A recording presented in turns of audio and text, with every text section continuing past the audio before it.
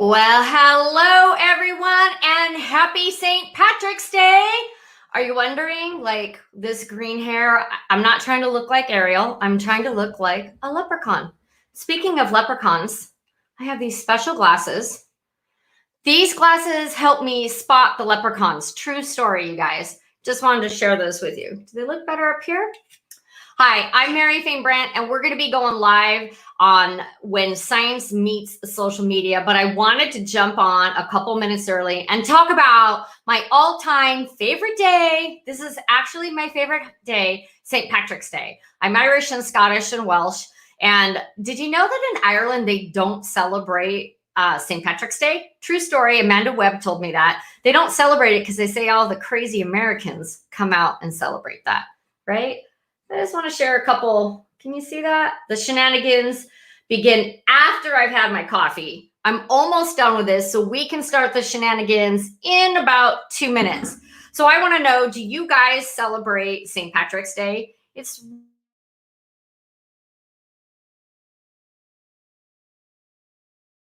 So we moved from San Diego to Arizona. And when we were in San Diego, we would meet for breakfast at the Dubliner, used to be called the Dublin Square, which is now unfortunately closed permanently due to the pandemic. But we would start with breakfast, and I'd have an Irish box tea, which is like a quesadilla. I would call it an Irish quesadilla. We'd have breakfast, we'd get together with our friends, we would pass out tons of beads, and we'd take lots of pictures. So before we get started on the show, I want to show you guys some cool pictures. That was probably the last St. Patrick's Day with my mom. That was so much fun. That was over at Rosie O'Grady's. If anyone's watching from San Diego, fun stuff. This is my girl. This is how crazy we are. Lots of beads, lots of fun. Yep, that was when I was in good shape. There's my girls. Just want to share some fun stuff today, and you guys might be able to see. Can you see that? There's my dad and me, and we're at a back bar downtown, having fun, getting lucky, just having a blast on St. Patty's Day. So this year is the third year that I'm actually not celebrating St. Patrick's Day. It's 2 years in a row because of pandemic. And this is only the third St. Patrick's Day celebration that I've missed in over 25 years. I don't know about you guys, but it's really sad. So I had to get all dressed up. And I want to let you know that I bribed Scott to come on my show today. I said, dude, if you'll come on St. Patty's Day and wear your orange wig, I will get a green wig. And we can just have a crazy show about social media and statistics in our wigs. So, you know what? Let's get this party started. We've already got a bunch of comments. Let's see who's here. So we've got Heather. I'm Irish Scottish too. Maiden history of the O'Creely clan. Interesting. Well, Heather, thanks for joining us early. But let's go ahead and get this party started. And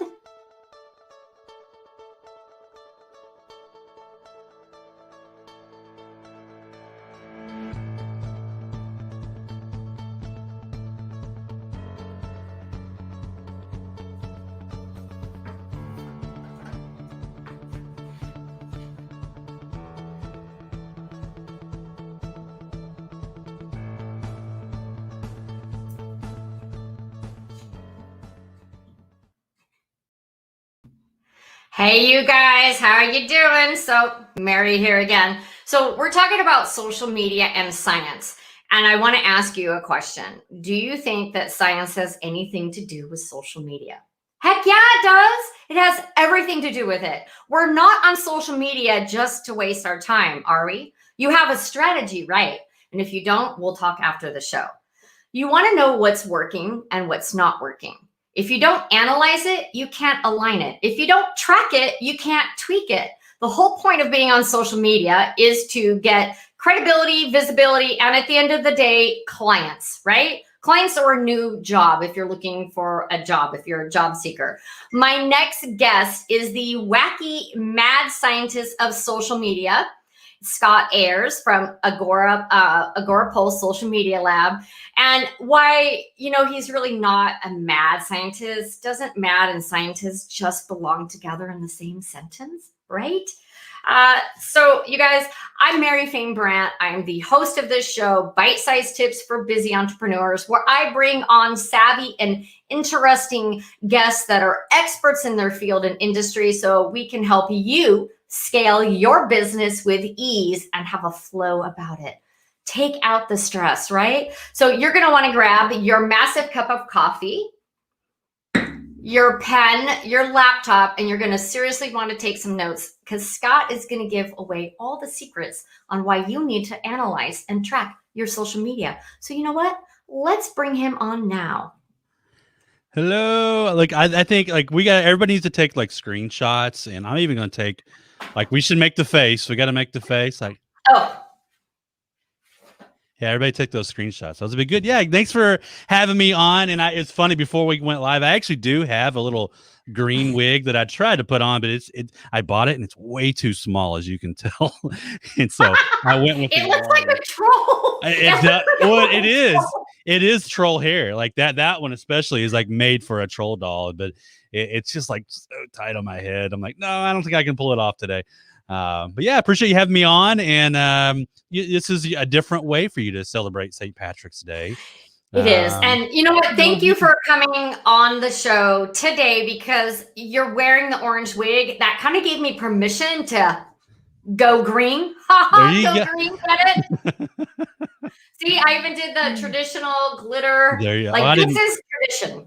Like, you went a little further than I don't have the glitter eyes, so maybe I should try that next time. But yeah, it's fun to be on the show. And I saw Heather in the comments. She's up in Dallas. I'm a little bit south of her, in Waco, the big city of, you said wacky scientist. I'm the wacky Waco scientist, I guess. I love it. So yeah, we got a lot of people joining us. My buddy Victor. Hi, Victor. So happy that you're here. Sherry's from Beverly Hills. Thank you, Sherry, for joining us. Our friend Heather. I think we both know Heather from social media marketing world and Agora Pulse and everything. And then, of course, I'm going to check over on Facebook on this laptop, because God knows that all the comments don't always come in together. So if you guys see me looking this way, it's just because I want to make sure that we're answering your questions. But Scott, why don't you go ahead and tell people kind of who you work for, what you do?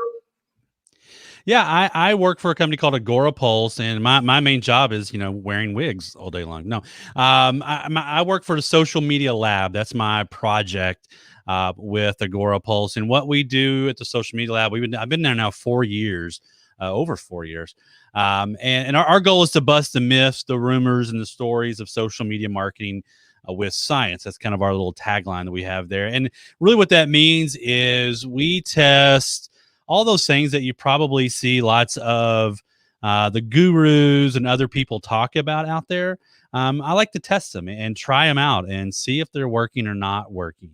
So it might be, how many hashtags work on this, or should you post this or that, or this type of content? That's typically what we're always testing, is those sort of things that everybody's talking about, but doing it on a smaller scale that is easier to measure and easier to apply. Because the thing that I have the biggest problem with, I don't want to go on a rant. I can go on a rant for an hour probably, is a lot of times in our space, you have these massive, what I call data dumps, where they'll look at 5 million posts or something like that, but they're not necessarily business related posts. So we want to look at business related stuff, and then see how we can apply it to our marketing. And so we use a scientific method that you probably remember from like 10th grade biology class, with hypothesis and running our tests and, having a test side and A/B testing, and you just pop out our conclusion without our bias on it or opinions on it.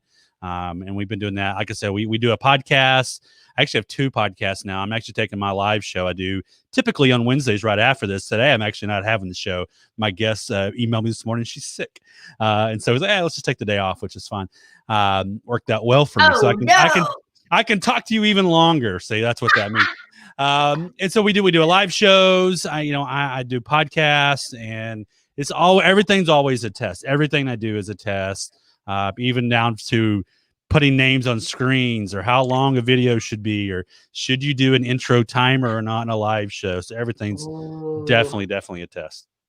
I love that. So you said a couple words that triggered things: hashtags, podcasts, live shows, which gets better engaged. I'm just saying, I'm rattling this off because this is really just a conversation that we're having with each other, and a few million people that might tune in. Okay, Right. a few thousand. And Million. to share with him, like, because you struck a nerve with me when you said those big companies, they put out these reports about what's working and what's not, but they're just testing, like they're throwing it out there. They're not testing specifically. Mm-hmm. And I think that that's something that we need to realize as business owners. We have to do the testing for our audience and our content, right? Can you speak to that? Like, as a business owner, like, what should we be doing? Right. And what was your little tag you said with the two? If you can't tweak it, if you don't track it, you can't tweak it. That ought to be a T-shirt. If you don't track it, you can't tweak it. That's so. I'll order those now and sell them for $20. There you go. Go to the Teespring account after the show. Yeah, I mean, I think everybody needs to be testing everything. Do not take even my word or Mary's word 100% for it, because things change so quick. You've got to constantly be testing. But what you need to do is find stuff. I don't want to name names, but there's a lot of companies they have access to millions and millions of stuff, and they'll publish the biggest one. The reason we started the lab 4 years ago is they published this huge study looking at like 50 million Facebook posts from business pages. And they said that posting with a third-party tool got you like 25% lower reach on Facebook and engagement, and people flipped out. And we're like, those of us who work in that space are like, no, please don't do that. For one, it hurts our business, but two, it's not true, because they're those big data dumps. They're pulling in things like RSS feed readers, people publishing automatically, or people cross-posting from Twitter to Facebook, or, garbage pages and stuff. It's not really business. It's just pages that are on Facebook, which, half of them may just be dumb entertainment pages or spammy pages. And so you've got to pull those things out. They weren't separating it enough, and that really frustrated us. So that's why we've tested that one, especially, like, gosh, till I'm blue in the face. Like, every year I test it, and there's never any punishment for using any third-party tool to publish your content to social media. Never. And that's on every social media site too. I've done it on all of them. So, from each show, we take 2 to 3 tips, the pro tips. So I'm putting that in, that say it again. There is no punishment when you use a third-party tool to publish your content to any of the social media platforms. Why would they, Facebook, Instagram, Twitter, LinkedIn, why would they have an API to give access to apps like ours in punish? There you go. Like, that doesn't make sense. Yeah. So there's no punish. The problem what most people have is they post one thing, and then, it didn't do well, and so they blame the app and not the content they posted. It's always the content. So that's some of the things that you got to pay attention. If you're a business owner, look at what anybody write, even stuff that I write or Mary might put out, and say, okay, how can I apply it to my business? Let me test it over at least, you got to give it more than one post. You've got to do multiple over a long period of time, take out a lot of the anomalies. And that's the big problem too, is a lot of people don't take out anomalies. Like, for example, if I'm testing on LinkedIn, we've done tests on text-based posts versus link posts or photo posts. Text only did really, really well. Text only does really well. Yeah, it does. It doesn't do well elsewhere. It's just on LinkedIn. But on LinkedIn, it's the master. It is, but the problem people run into when they test it, sometimes they'll use a different hashtag in one and then the other, or they'll tag somebody in one and not the other. You can't do that. You got to remove everything. And when you're testing, it's got to be identical as possible. Okay, so if they wanted to test, because you're talking my platform, right? So on LinkedIn, we're just going to talk for a minute on this. If I wanted to test, I would take a text post, put that on LinkedIn, use the hashtags that I want to use, and then I could do that same post, same words, same hashtags, and put an image with it. Is that what you would do to see? Or you could do that. I mean, that would be an interesting way to do it. My only fear there is your audience has already seen that. So how do you do that, AB? How do you do that testing if you're supposed to use the same thing? Well, I mean, I'm saying same as far as like at least the structure of it. Okay, so same structure. Yeah, so if you're doing like a text only test versus a photo, do not add in the hashtags, the tagging, all that. You're gonna have to have different words probably, because otherwise, like your audience is gonna see like, Mary just posted that yesterday. without Right. a Okay, photo. that Now makes she sense. did. So that would be weird, I think, if you did that. Now Twitter, you can get away with that. You could Yeah, pump that out every hour and no one would probably know. LinkedIn, I think people will notice. Facebook, people people would would notice. notice. But yeah, I'm just saying, do it as close as you can. So make sure you remove all those typical marketing things that we would do. The hashtags, the tagging of people, a tagging of a location, whatever. If when you're gonna test a type of content, you've got to take all that out. The way you're apples to apples. And Got even it. time of day of the week, you need to be as similar as possible when you're adding up. That's why sometimes an organic test, especially organic tests, are really hard right now because organic reach, we know across all social, is not great No. these days. And so it's I've got to let tests go sometimes 2 or 3 months just to Wow. get enough data to even talk about, because it's like that reach was really bad. That's a long testing time. You have to. I mean, because typically we don't post as much. Most people don't anyway. And so you got to give it some time. You've got to really look at it, set a plan, and say, all right, I'm going to do this on Wednesdays. I'm going to do this on next Wednesday. I'm going to alternate, maybe day and the night, something like that. So it's about removing anomalies and being consistent with the schedule, and then going back later, 60 days, 90 days, and looking at your data and see what changed. Don't change the biggest problem. I've said the biggest problem like 3 times now. It's okay. There's a lot of big problems. There's a lot of big problems. Is a lot of people want to, they immediately see something not do well or as well as their last post, and they want to make a change and a pivot. And that's not necessarily the case. You may just had a bad post, maybe been a bad day. Like today, if I'm a business, unless I'm in a restaurant industry, I don't know that I would post a whole lot, just because it's St. Patrick's Day. It's a very busy day on social, especially in the evening tonight. Right. It'll be busy. I don't know I'd post as much. So you wouldn't want to use like a day like a holiday in your testing, unless it was your business. Because it's going to skew your data. Like if I were a restaurant, I compared, my beer special post tonight. If you're able to I'm in Texas, so we're all open, and I guess we don't have COVID in Texas anymore. I don't know. It just don't get me started. Willy-nilly, just go and do whatever. Well, I'm in Arizona, and we're taking away, which I've just ordered all my right. There you go. Supposedly you don't have to wear masks, but restaurants and stuff are still mandatory. Yeah. I don't know what's going on. I just think one. But yeah, you want to make sure you compare things that are, don't have those anomalies added in that could, because I did a test once and I didn't realize some of my data I was pulling was on Christmas Eve and like Christmas Day. And I went, oh, no wonder it sucked, because no one was on Facebook. So you gotta really think about that when you're testing stuff, or a big national event happens or something local news event happens. That could mess up your data too. You gotta know all those things. Local events, probably don't want to use those in your testing window. Right. I guess testing window, that wouldn't be good. Let's talk about hashtags.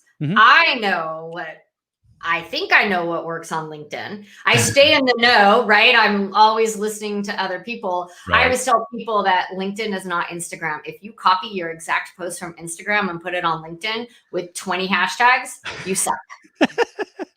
Yeah, I mean, I will say hashtags have gotten a lot of traction on LinkedIn. They work. I do. Don't work for 20 of them. No, I do like what I like about LinkedIn, and LinkedIn has been it was the first, all the social sites that still exist today.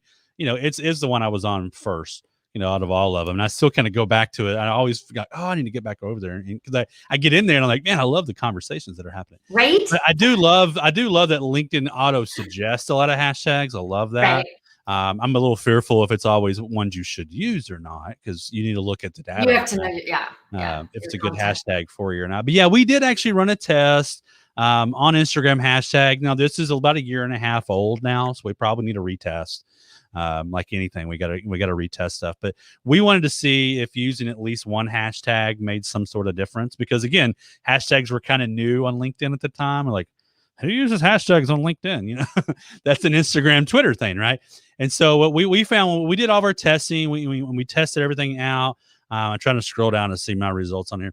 The LinkedIn post that had at least one hashtag in it got about 29 to 30% higher views and impressions than the post without a hashtag.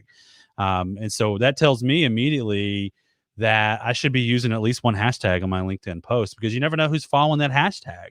You just don't know. And Now, I do think there's probably, and you probably teach this, I don't know, but you need to be careful with some of the hashtags you're using, be strategic with it. I like the idea of using a hashtag that's getting a lot of results and a lot of impressions and views, maybe one or two big ones, use some middle of the road, and then use some of those low hanging fruit kind of ones, and then use a branded hashtag along with it. There you go. That is the perfect strategy. You want to use, I use maybe one or two that are followed by a lot of people, like 100,000. And it has to do with my content. It always has to do with the content.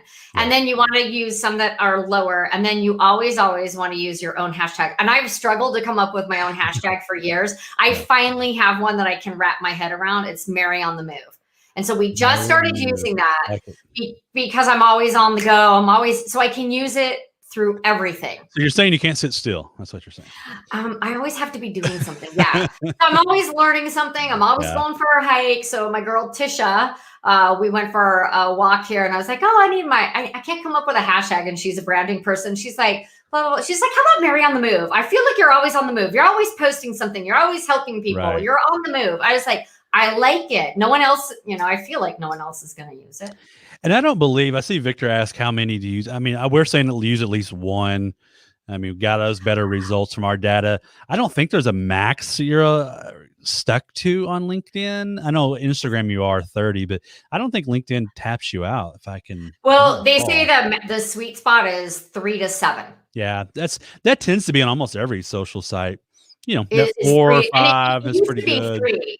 It used to be 3 on LinkedIn, and now they're like, you can actually do, up to 7 is a good strategy, Victor. Okay. So I'm like 5 is my sweet spot. Right.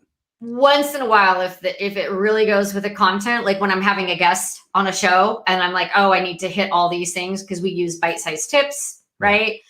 Entrepreneurs. So we have ones that we use for all the shows. And then, if it's branding, marketing, online, we'll use those. And I think those branded ones, you got to know that people may not be searching for it, but when they see your posts and they click on your hashtag Mary on a Move, they're going to see every post that you've made with that. And so it's a way to kind of keep them into your community and kind of make them part of your tribe. That if they start watching and commenting and following all that stuff, they may even follow the hashtag, which I love on LinkedIn. I can follow hashtags now. Right. And so that's the branded stuff. You're probably not going to see as much results with it. It's just that it's just what it's for you.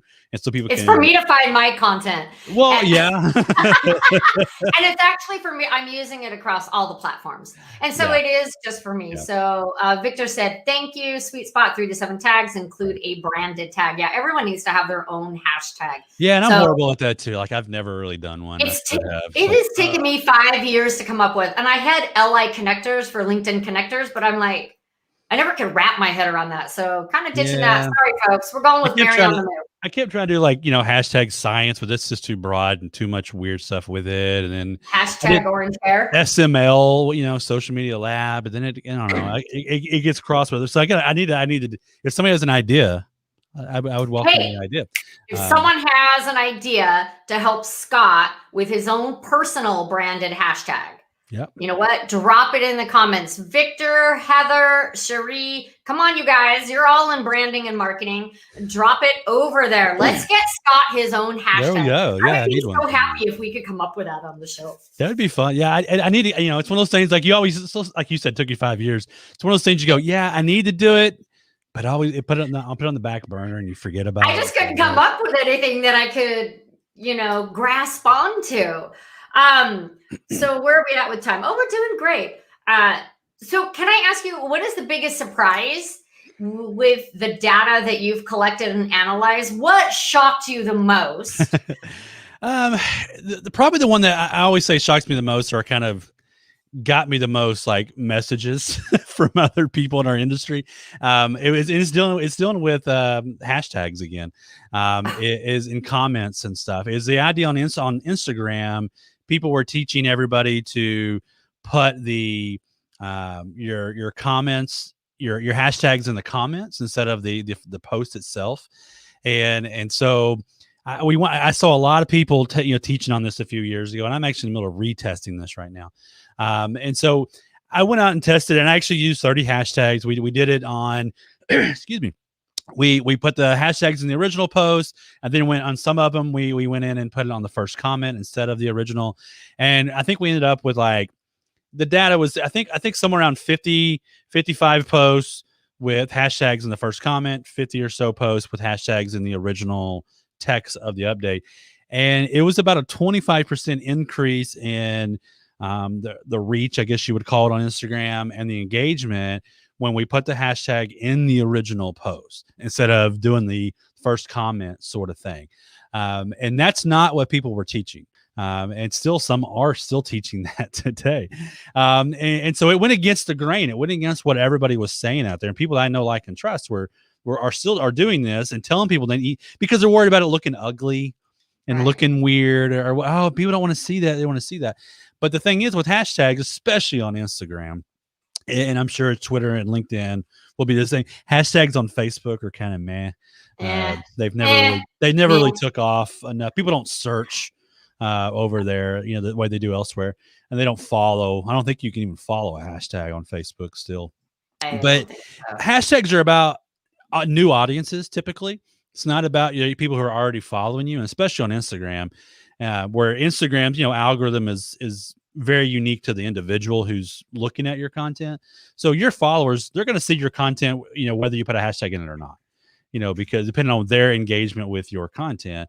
So if you wait a minute, 2 minutes, whatever, to put it in there, you're delaying that post showing up in the explore option, on Instagram. And so there's no reason to put it and stuff it into the first comment. There is now, since doing this post. Yeah. And since doing this, there is at least one app that has got the API permissions to do the first comment thing from Instagram. The rest, nobody else has it yet. They're still testing it and exploring it with them. But even that's something I want to test now with them, is just to see if it actually holds true or not. But the thing is, on Instagram, if you're on your phone and you're looking at, your feed, you get about 75 characters. You automatically get that read more or see more button or link. And then you have to push that to see everything else. So write at least 75 characters, which is what most people are going to see when they're, thumbing through the feed real quick. And then if they hit that, then they'll see all your hashtags and all the stuff that you're using on there. And it doesn't look as ugly, as people are worried about the aesthetics of it. Or if you want to do the write your post and then, .. or put a bunch of white space and put it way, way down. I see that a lot. The white space. And there actually is, and that's something I need to test that too. See, I just thought I'm gonna write that down. I'm gonna write down white space test, because here's the thing, that read more on any of the social sites. It's, if you can get people to click on that and read the rest of it, they're triggering the algorithm. They're gonna see your next post. And so I would rather do that than put it in the comment where maybe it shows up in the Explorer. And now on Instagram, less and less stuff from the comments are showing up in that. And so you want to put it in the original post, is what we boiled down to. Original post. We want to focus on the original post, but maybe that white space and then putting the hashtags. Yeah, that's why not? Why not? Yeah. And I see people doing that on LinkedIn too. I've seen people do the hashtags in the comments, or I know some people who will publish their update first and then come back and then add in the hashtag after it posted. They've figured out a little trick that, people don't see it the same. I don't know why they do that. But, I don't understand why putting the hashtag in the comment, like, that doesn't make sense to me. But since we're talking about this, I think we've covered enough on hashtags, but thanks you guys for all your questions. We're putting in all kinds of weird hashtags for you. So Orange science. Yeah. Orange science. Hey, that could just be yours. Let's talk about links. I know you have done studies on links. Do you have anything you want to share on, does a link go in the original post or in the see link and first comment? I hear it's kind of split. Like, it's like, does it make that big of a difference? 40-60? Well, we actually tested that on LinkedIn, especially. I tested on Instagram, the whole link in bio, sort of thing. to kind of see if there's a difference on that. But I did the same on LinkedIn, and I can't remember how many posts this was. I'm looking real quick to kind of see if I can see how many we did, but yeah, I can't really see the number real quick. Anyway, I think it was about 15 with, 15 without. Like 15 with the regular link post, 15 with, it's in the comments sort of deal, link in the comments option. Because people were saying that if you put link in comments on LinkedIn, that it was getting punished, in the algorithm and not showing up as much. So what we found when we got done with it, LinkedIn posts with the link in the comments actually did have a massive amount of higher reach. It's 169% higher. But the reason that is, and this is one of those things too, where like you see that and you go, whoa. But the problem is I had to go back and do that. You know what I mean? I had to go physically touch it. I increased the reach of the post. And so you got to, that's where like, if you just stop right there, you'd be like, oh, this is what we need to do every time. Likes were actually 25% lower on those posts when we did link in the comments. Reactions were lower when you put link in comments. They were low, which really is the better signal to me. Because sometimes if we just stopped at the reach, we'd have got really excited and go, yeah, do link in comments, do link in comments. But this tells me the data here that it may not necessarily be the best thing to do, because I'm skewing. If you're going to test that, you're skewing it by going back on. Yeah, especially if you're going, because you're going to your business page, as your individual profile and having to go in and add it, and it's messing up the reach that they report. Right. Unfortunately, I wish they wouldn't report reach when you actually, as an admin, see it, but you are. So the engagement was lower on those. In the link in the comments. So that was interesting and intriguing. I want higher engagement. Yeah. And so the trick and Judy Fox is the one that kind of tipped me in on a trick that she does. And I think I mentioned a little bit, something that she's been playing around with too, is she'll do the text only update, because we know text only does really well on LinkedIn. Right. Publish it and then wait a minute or two and then come in and edit it and put the link in the post. The actual post, and it's tricking the algorithm to think it's a text only update, because the original post was, which is kind of intriguing, something worth playing around with. And I'd like to know if that's still the case, because that I remember that like last year, that was the trick. It was a hot thing. Yeah. It was a hot thing. There's always a hot thing. But it is hard. Like if you're posting, like we're showing, we do promo posts, obviously, about the shows, and we have the links in there. I can't go back to all those platforms and go back and put the link in the first comment. That's just, like you said, that's too time consuming for me. I'm doing a gazillion things. I'm Mary on the move. There's a hashtag I just came up with. Orange hair, don't care. Yeah. Oh, I actually like that one. Orange hair, don't care. Oh, okay. See, at least we're thinking. We're thinking. My brain, see that my squirrel brain is like, oh yeah, I could do it. But yeah, I do wonder if there's a lot of those things in there. The platforms are smarter than we are as marketers. They understand when we've figured out a trick and a way to get more reach or engagement. They go, oh, okay, you're getting around our algorithm. Let's stop that. I mean, I remember Facebook years ago, you would do you'd post a photo of a kitty cat or something, and then there was a link in the description that was like a bit.ly or whatever, and then it took you to something that had nothing to do with the cat. But the funny cat photo got tons of engagement, tons of shares, and Facebook realized that, so they started punishing the reach of photo posts with a link in the description, which now is almost leveled off a few years later. I've tested it, it's kind of leveled off now. But LinkedIn, everybody figures out that when we're doing those little tricks like that. So I say don't try to trick the algorithm, work with the algorithm and use it to your advantage.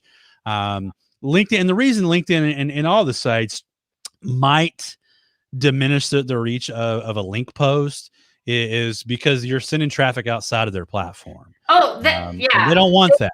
They want you to stay inside their house. All social media platforms want you to keep traffic there, which makes sense, right? They're running a business. They don't want you to leave. So you know what? We're supposed to be wrapping up in like 4 minutes. I try to do a 35-minute show. We talked about why, and you gave us some great case studies. We've got a lot of engagement from the audience. Thank you everyone for joining us. We're not done yet. We're talking about how. Now, how can people start analyzing? And let's just say that we both use the same tool, one of the great tools, Agorapulse, right? Yeah. For, because you can get the reports and inbox cereal. There's just so many great things when it comes to Agora Pulse. I love that. And, I selfishly promote it. I don't get paid to promote it, you guys. I promote it because it's a great tool. I used it before I went to work for us, so if that says anything. So yeah, for years I used it. Wow, that's interesting. That's great. But that's usually what happens. Like, you love a tool, you use it, and they're like, hey, you really like this, and you know it better than us. Come over here. Yeah. No. That's happened to me multiple times. Yeah. I love it. So why don't you tell us a little about Agora Pulse, or if there's any other tools out there that you suggest people, get started with, grow into, depending at where they're at in their business. Yeah, I mean, there are a lot of reporting options inside of Agora Pulse, and you can check out Agora Pulse. If you can actually go to agorapulse.com/lab, and there's a free trial you can go pick up there. It's agorapulse.com/lab. You get like a 28-day free trial if you want to kick the tires. But the reporting, if you want how to keep up with things, I think you've got to look at. You got to look at your data. You got to look at your insights, but you got to give it some time. You can't just do one thing and go, hey, let's just switch up. Spend a few weeks testing a strategy. Spend a few weeks, testing something different on each site. Perhaps maybe it's a certain kind of photo, a certain kind of post, a poll, a link, a video, whatever that might be. And then sit back and go, okay, put it on your calendar. The first of the month, I'm going to look at the data. Let's see if things went up or down, and let's see what triggered that. And then go, okay, well, whatever triggered it, let's repeat that this month and see if it does the same thing again. Because again, it could just been an anomaly. You might just got lucky, and hit that 3-point shot, and you may not happen again. So that's the stuff I would recommend as far as tracking it. Now, there are so many things out there and I wish I had it in front of me. I can't remember one of them. Somebody teed me in on a hashtag one yesterday, but there's all kinds of cool hashtag tools you can use. I think you have one that's you probably use for hashtags. You mentioned, I believe. Me? Don't you have one for hashtags that you use? No, I have a tool I use, Shield Analytics for LinkedIn. Yeah, that's the one you're talking about. It's just for LinkedIn, and it's great. And you know what? I'll drop in the comments. I'll pull them up and drop it in. Yeah, you would think I'm a big, analytics guy. I do look at analytics all the time, but I don't think you want to look at it every day. The worst thing I think most business owners do is just stare at their analytics every day, and it drives them nuts. It's like if you're trying to lose weight and you look at the scale 3 times a day, it's the worst thing to do, because you're just going to go up and down every day, and day to day it's going to change, and you can either get really happy or really sad. And so, most weight loss coaches would even tell you, hey, don't look at it but once a month. And kind of trend it and track it and see what you did to change things. It's the same thing with marketing. See what you did to change it, and then that kind of gives you an idea of how to move forward from there. I think is always the best. Well, you've got a lot of options to choose for your own hashtag, and hopefully we got that done on St. Patrick's Day. Yeah, everybody's it's like the Irish sure got orange hair, so it's fitting, and it totally, the colors are orange, white, and green. Right. So we got it all made right here, and we're rocking it today. Yeah, we've got 4 or 5. I hope I don't get it wrong. I hope they're not watching. I get it wrong. 4 or 5 team members that are in Ireland. And so I think they're all off today because the holiday. Well, and it's not a big holiday over there, though. Not as big, yeah. I think Amanda Webb said that it's not like they all stay inside because the crazies come out. Categorized as crazy. It's been Americanized for sure. Yeah. Green beer and everything else. But yeah, good to have. I appreciate you having me on, and it's fun talking to you. And if your audience, needs anything, or, you can check us out at agorapulselab.com is where you can find all the experiments that we've been talking about.